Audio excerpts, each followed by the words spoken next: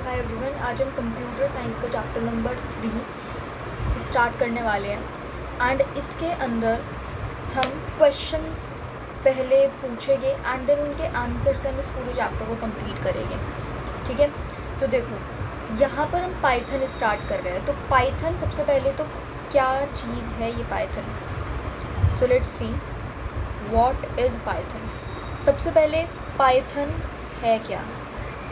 Python आपकी एक high level interpreted dynamic object oriented programming language है जो कि आपके प्रोग्रामिंग को सपोर्ट करती है।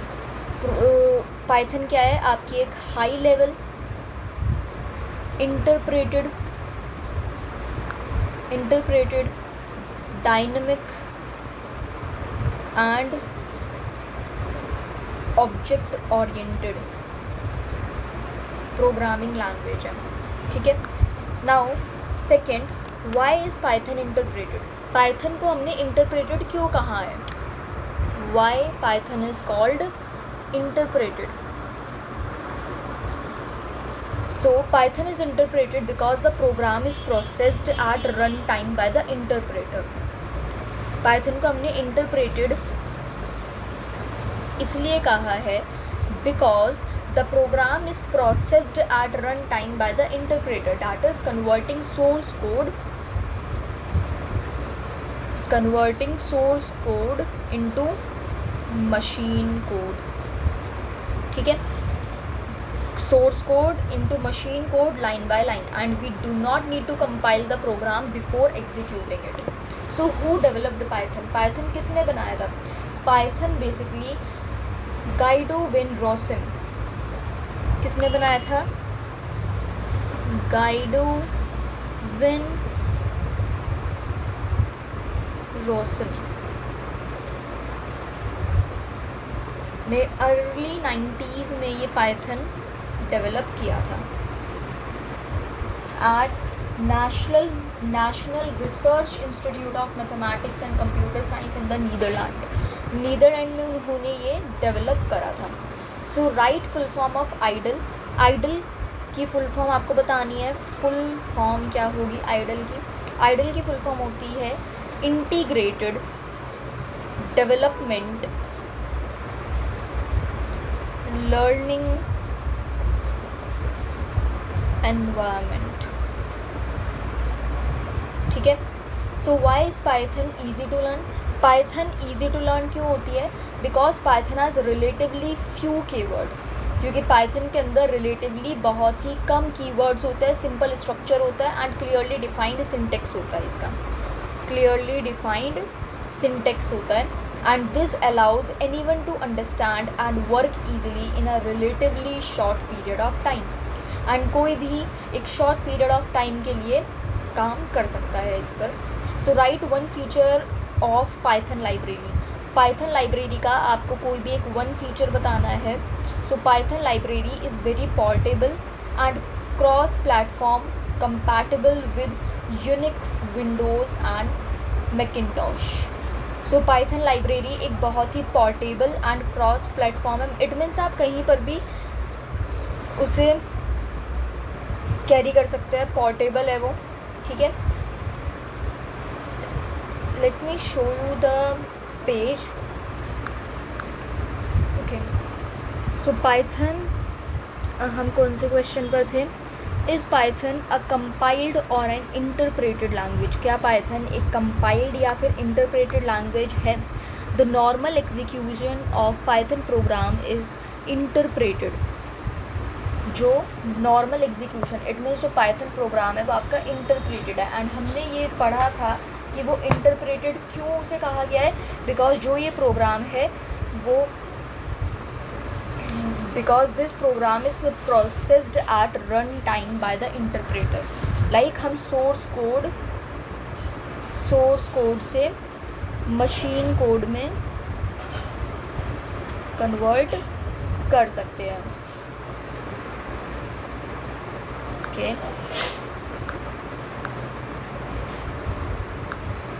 so in which mode of Python is the interpreted no longer active? कौन से मोड में जो आपका पाइथन का इंटरप्रेटर है वो एक्टिव नहीं होता है, स्क्रिप्ट मोड प्रोग्रामिंग में। Python is a free and open source language. What do you understand by this feature? Python is a free and open source language which signifies that we do not have to pay anything to download it. Also, being an open source language, its source code is also available if we wish to modify it. Because ये हमें कुछ भी payment नहीं करनी पड़ती है इसे download करने के लिए, that's why Python is free and open source language. Open source language इसलिए है बिकॉज हम इसका सोर्स कोड कहीं पर भी अवेलेबल है, हम उसे मॉडिफाई करवा सकते हैं। So state some salient features of Python, आपको पाइथन के कुछ फीचर्स बताने हैं। Python is a modern powerful interpreted language with objects, modules, exceptions or interrupts and automatic memory management. It was introduced to the world by Guido van Rossum in the year of 1991. कब आया था? 1991 में, early 1990s भी या फिर आप लिख सकते हैं, ठीक है, अर्ली 1990s। सो सेलिएंट फीचर्स क्या है पाइथन के? सिंपल एंड ईजी है, बहुत ही सिंपल लैंग्वेज है, आप इसे ईजीली लर्न कर सकते हैं। फ्री ओपन सोर्स है, हाई लेवल लैंग्वेज जो कि it can be easily understood by the user without the need to be concern with low level details. Portable है, एक्सटेंसिबल एंड एम्बेडेबल है, स्टैंडर्ड लाइब्रेरी है। Distinguish between other programming language and Python. Python programs run slower than other parallel programming languages codes, but Python saves much time and space. Python programs are 3 to 5 times smaller. Python is loosely typed dynamic language as no time gets wasted in declaring variable types as in other programming languages. Python is easier to learn. Python is easier to learn as compared to other objects oriented programming languages. Now describe flowcharts and pseudocode. Pseudocode क्या होता है and flowcharts क्या होते हैं, इसे थोड़ा अच्छे से समझते हैं।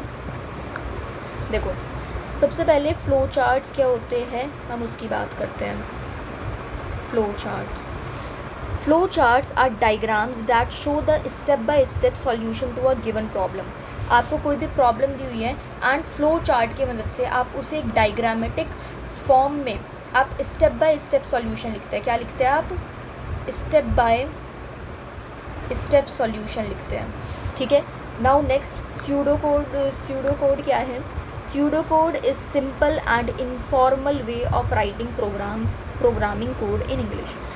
स्यूडोकोड एक सिंपल है बट इनफॉर्मल है, सिंपल है and informal way of writing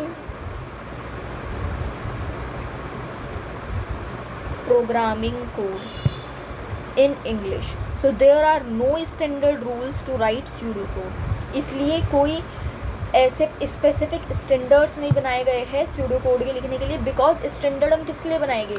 if we are writing it in for formal, but ये तो इनफॉर्मल वे में ही लिखा जाता है, इसलिए इसका कोई भी ऐसे रूल्स नहीं होते हैं स्यूडोकोड को लिखने के। So write a pseudocode to convert temperature in Celsius into Fahrenheit. आपको सेल्सियस से फ़ारेनहाइट में टेम्परेचर कन्वर्ट करना है, सो उसके लिए आपको एक स्यूडोकोड लिखना है। So input Celsius, set Fahrenheit by multiplying Celsius by 1.8 and then adding 3/2, print the Celsius and Fahrenheit. आपने ये एक फॉर्मूला पढ़ा हुआ होगा, Fahrenheit is equal to 9/5 into degree plus 32। तो जस्ट इसने 9/5 को क्या लिखा है यहाँ पर? इसने 9/5 को लिखा है 1.8 प्लस 32। तो इस फॉर्म में हम लिख रहे हैं। इनपुट क्या है यहाँ पर? इनपुट इसने लिख दिया सिंपली, मतलब एक इनफॉर्मल सा हमें वे लग रहा है, कुछ ऐसा सिस्टमैटिक सा तरीका नहीं लग रहा है। इनपुट इसने सेल्सियस लिख दिया, input Celsius, set Fahrenheit by multiplying Celsius by 1.8 and then adding 32, print the Celsius and Fahrenheit. ये स्यूडोकोड लिखने का एक तरीका है। Now write the pseudocode to calculate and display area and parameter of a rectangle.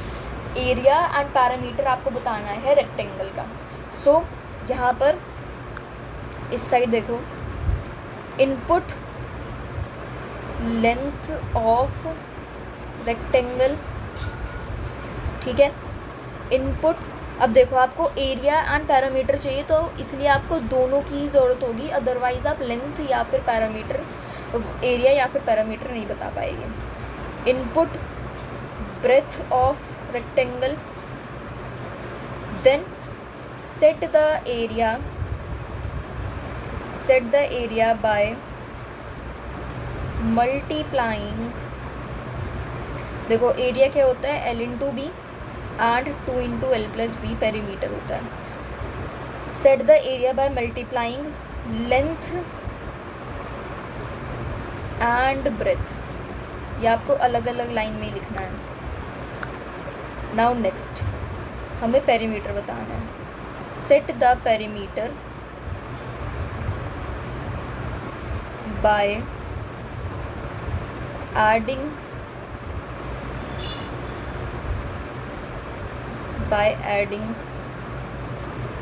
length and breadth and then multiply it by 2.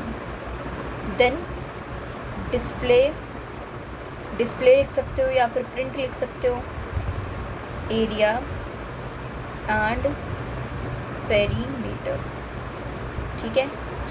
So these were the steps to how to write the pseudocode. So now next question, write a pseudocode to find the largest number among the 3 inputted numbers. आपको एक pseudocode लिखना है आपको largest number find out करने के लिए। मतलब 3 कोई भी नंबर्स है, लेट सपोज 27, 39 एंड 49। कोई छोटा सा बच्चा है, उसे नहीं पता है कि इसमें से कौन सा बड़ा नंबर है। सो उसे कैसे पता लगेगा कि इनमें से कौन सा बड़ा नंबर है। So input 3 numbers A B C, if A is greater than B and A is greater than C, then display A is the largest number, otherwise display C is the largest number. If B is greater than C, then display B is the largest number, otherwise display C is the largest number. थोड़ा confusing लगा होगा, but अभी हम साथ के साथ लिख कर दिखाते हैं, then I am sure कि समझ आ जाएगा। So सबसे पहले आप इनपुट में क्या डालेंगे, input 3 numbers A, B and C, ठीक है। If A is greater than B, अगर A B से बड़ा है, अगर A B से बड़ा है and A is greater than C, and जो A है, A जो है वो B से ही बड़ा है एंड C से भी बड़ा है, then display A is the largest number, ठीक है। Otherwise display C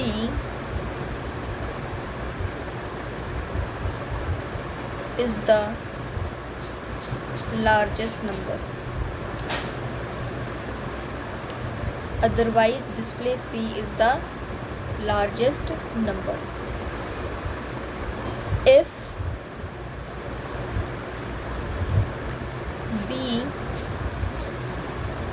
is greater than C, अगर B C से बड़ा है, then display I am writing it here, then display B is the largest number, otherwise display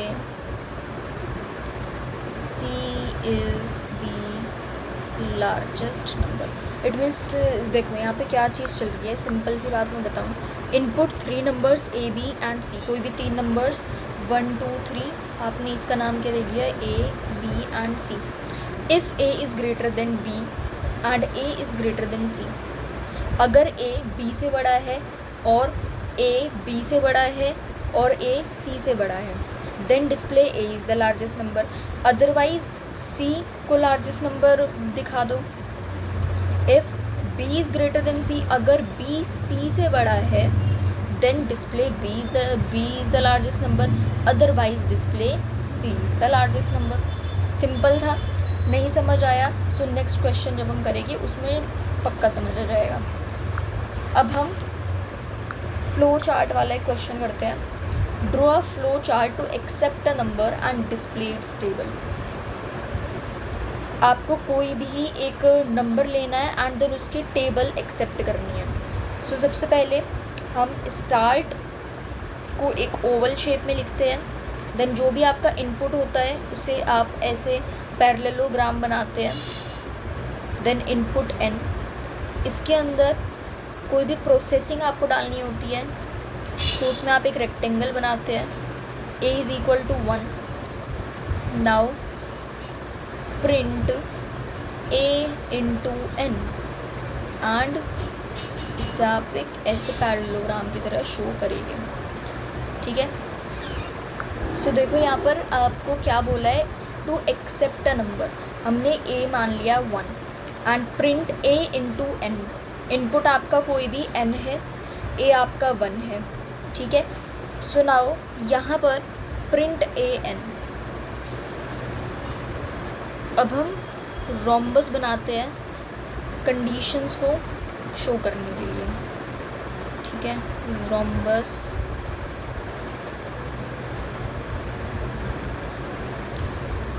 is a less than equal to 10. क्या a less than equal to 10 है? If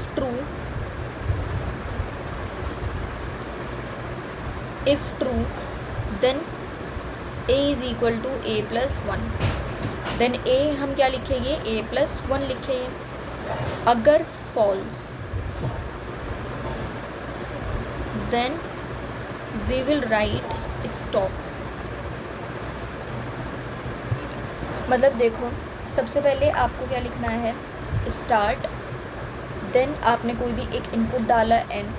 then a आपका कोई भी 1 है. n आप कोई भी number डाल सकते हैं. ठीक है. Print a into n. a is less than equal to, is a less than equal to 10. क्या a less than equal to 10 है? So a is equal to a plus 1. अगर नहीं है then stop. Draw a following chart to display sum of the following series. इन series का sum denote करने के लिए what you will be writing. सी सबसे पहले S1 2 3 प्लस 10, इसका आपको फ्लो चार्ट बनाना है इनके सम का. सो सबसे पहले आप हमेशा स्टार्ट को ऐसे ओवल में लिखते हैं. देन f आपका 1 है एंड सम आपका 0 है. इस तरह से आप पैरेललोग्राम बनाएंगे. a is equal to 1, a is equal to 1 आप इनपुट डालेंगे. Now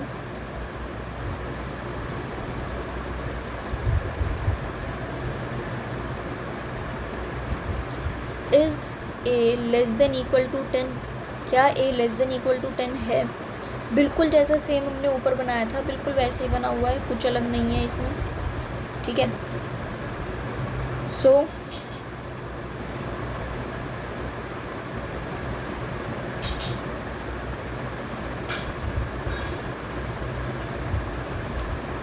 is a less than equal to 10?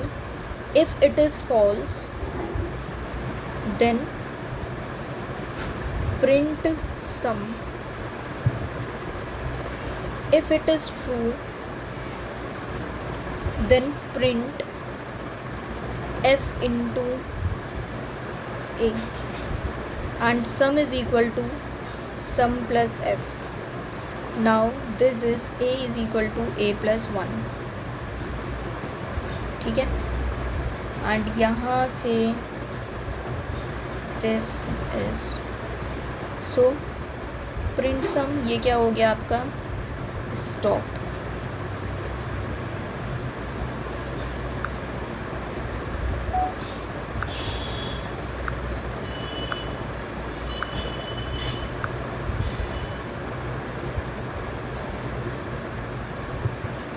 Now next,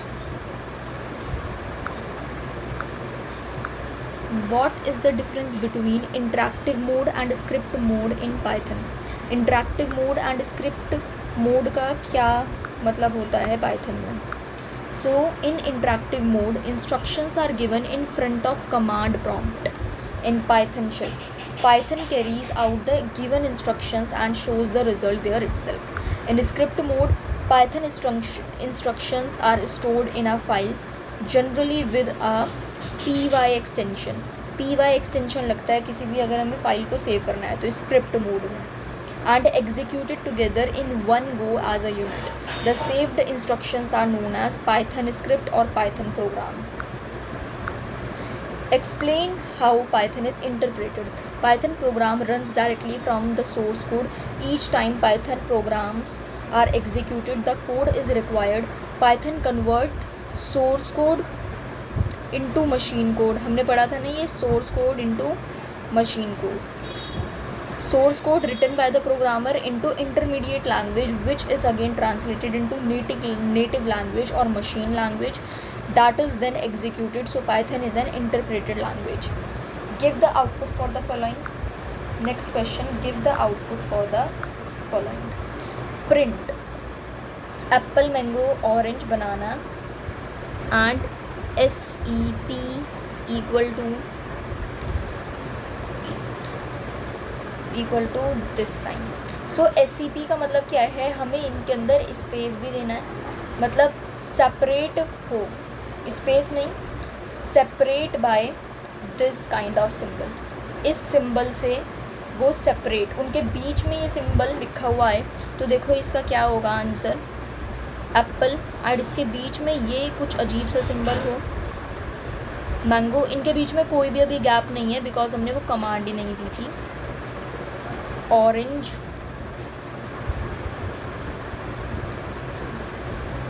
banana, so this is next.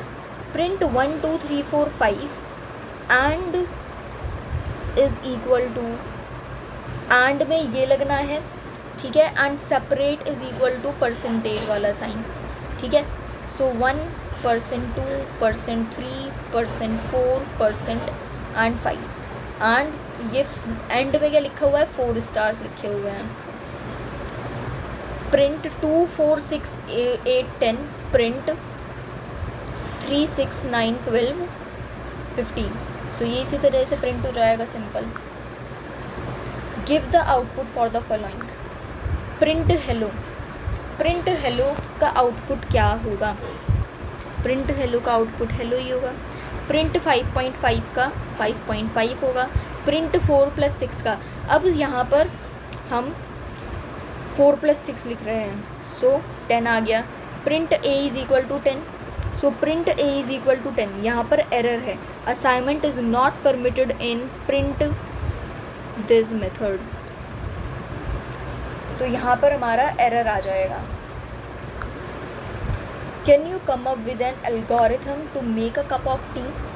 Algorithm कुछ भी नहीं है, जस्ट आपको स्टेटमेंट्स स्टेप बाय स्टेप लिखनी पड़ती है। Like put water into kettle, आपको एक कप चाय बनानी है तो आप सबसे पहले क्या करेंगे, put water into kettle, turn kettle on, get a cup, put tea bag into cup, when water gets boiled add 2 cup, add milk and sugar if needed, stir with spoon, remove tea bag and drink the tea। इसमें से अगर एक भी step गायब हो गया then आपका पूरी ये चाय नहीं बन पाएगी, इट मीन्स आपका एल्गोरिथम इनकम्प्लीट हो जाएगा। तो इस चीज़ का हमें ध्यान देना है। लाइक जैसे कि मैंने ये बॉयल ही नहीं किया, ये वाला स्टेप गायब हो गया बीच में से, तो मेरी तो चाय पकी ही नहीं है, ठीक है। कप नहीं हुआ मेरे पास तो चाय मैं कहाँ पीऊँ, स्पून से मिलाई नहीं, चीनी ऊपर नीचे बस ऐसे ही बैठी हुई है। सो हमारा इनकम्प्लीट वर्क होगा फिर।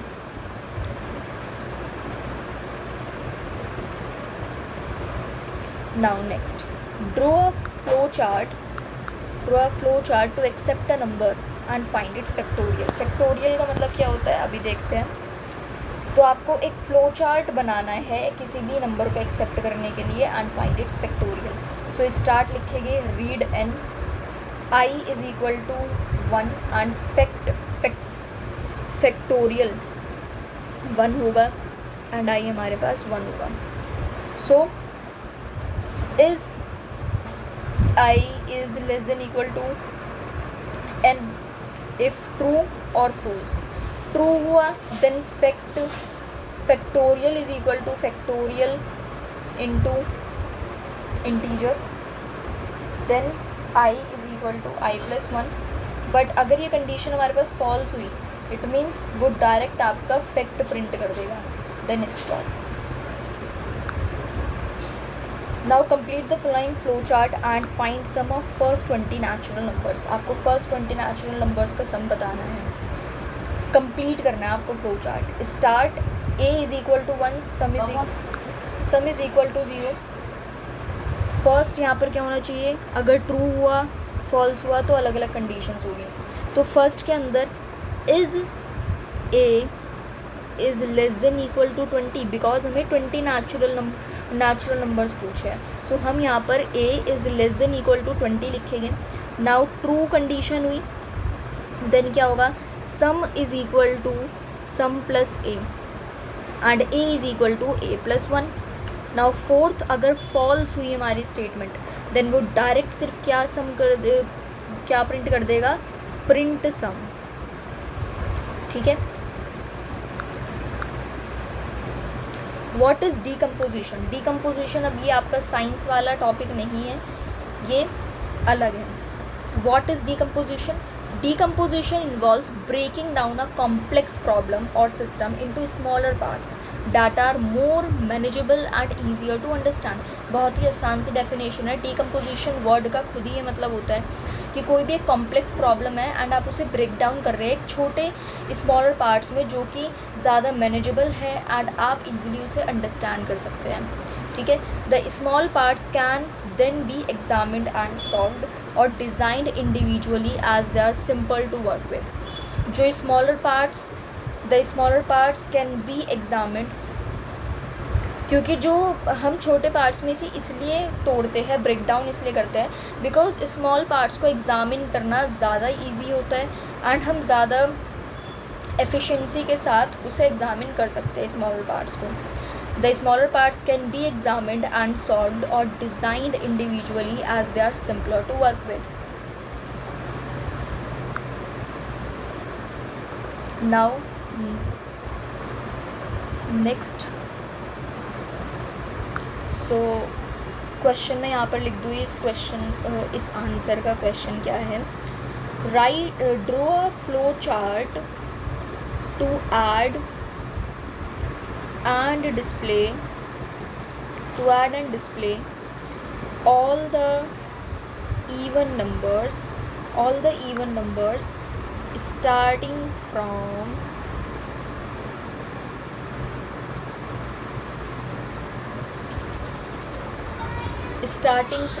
1 to 20। आपको एक फ्लो चार्ट बनाना है जो कि ऐड एंड डिस्प्ले कर रहा है सारे इवन नंबर्स को 1 से 20 तक से जो स्टार्ट हो रहे हैं। Okay, so now let's discuss the question. Draw a flow chart to add and display all the even numbers। जितने भी even numbers 1 से 20 के बीच में आते हैं आपको उनका ऐड करना है, तो उसका फ्लो चार्ट बनाओ। सबसे पहले सिंपली आपको स्टार्ट लिखना है in the oval shape, remember it, and then sum क्या होना चाहिए, sum is equal to 0 and count is equal to 1। Is count even, it means जो आपका नंबर है वो इवन है, ट्रू है एंड फॉल्स है, तो उनकी अलग अलग कंडीशन आपकी लगेगी।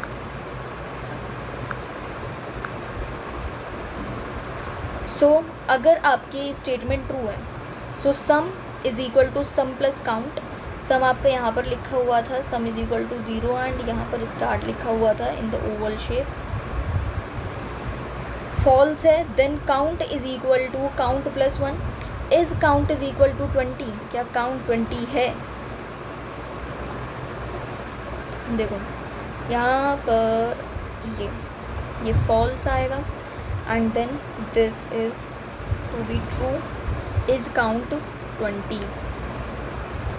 सो डिस्प्ले सम, इसमें आपका सम डिस्प्ले हो जाएगा अगर काउंट 20 है तो. Then stop. Why is decomposition important? Decomposition important क्यों है? डीकम्पोजिशन इम्पॉर्टेंट इसलिए है if a problem is not decomposed, मतलब अगर हम किसी भी प्रॉब्लम को स्मॉलर पार्ट्स में डिवाइड नहीं करेंगे then it is much harder to solve. Dealing with many different stages all at once is much more difficult than breaking down a problem into a number of smaller problems and solving each problem one at a time. Breaking down the problem into smaller parts means that each smaller problem can be examined in more detail. अगर आप किसी भी problem को decompose, if a problem is not decomposed, कोई भी आपकी problem decompose नहीं हुई है देन वो ज़्यादा हार्ड है आपके लिए सॉल्व करना, बिकॉज अलग अलग स्टेजेस पर आप डील करते हैं एंड ज़्यादा डिफ़िकल्ट चीज़ को हमें ब्रेक डाउन करना चाहिए.